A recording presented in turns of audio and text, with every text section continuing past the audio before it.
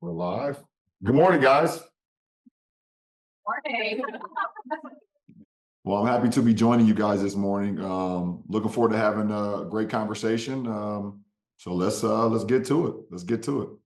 Great. That's one of the things we talk about in the class as being a really important component of making social change is talking to the community and ask what people actually want so that you're working on behalf of a community and a group.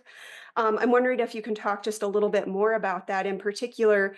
I bounced around a lot of schools. I went to Cosby Elementary, Crosby Elementary, that's no longer around. And I, went to Harris Elementary. Then I went to Reedinger Middle School.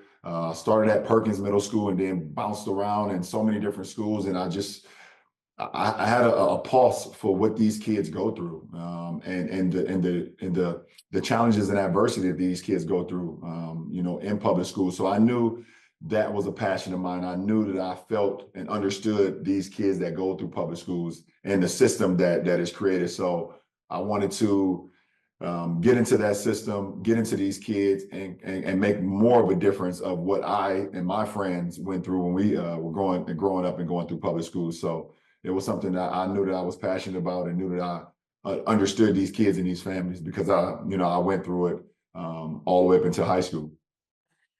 Like many kids from Akron, I grew up looking up to you, not just for what you've done and accomplished on the court, but mostly for what you've done for our city.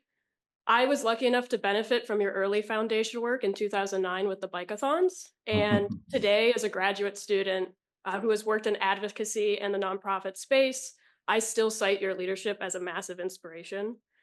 The I Promise motto of nothing is given, everything is earned really reflects our city's resilience.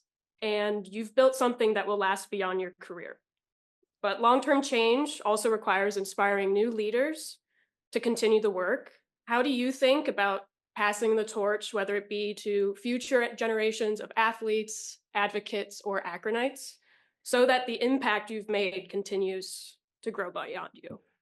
It started, like you said, in 2009, and now you're at Ohio State, and you still have this passion, and you still have the leadership that you saw 15, 16 years ago.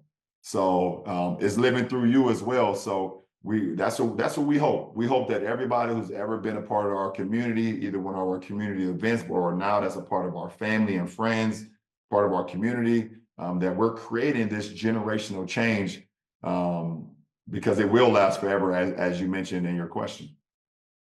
Thank you. Thank you. Hi, LeBron. Okay.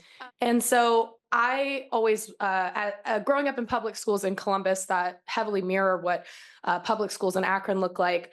And then considering next steps for your organization, I was just wondering if you're looking at like an expansion of efforts into other communities across the state of Ohio. And if so, what does that look like? And great small, by the way. Sorry. No, you're good. You're good. No, you're good. That's a great question, and it's something that we've discussed and we've talked about a lot. And we have an open door policy in any one of our branches, either if it's our Promise School, either if it's our House 330 or our housing. We have an open door policy. We love for other communities, other cities, other places, other regions to come in to see our model. And if there's any way that we can help to create the same model in other cities, we would love to do that because we know it's going to create positive impact, positive change. All right, let's give LeBron a round of applause. Thank you so much for being here. Oh, thank you guys so much. Until next time.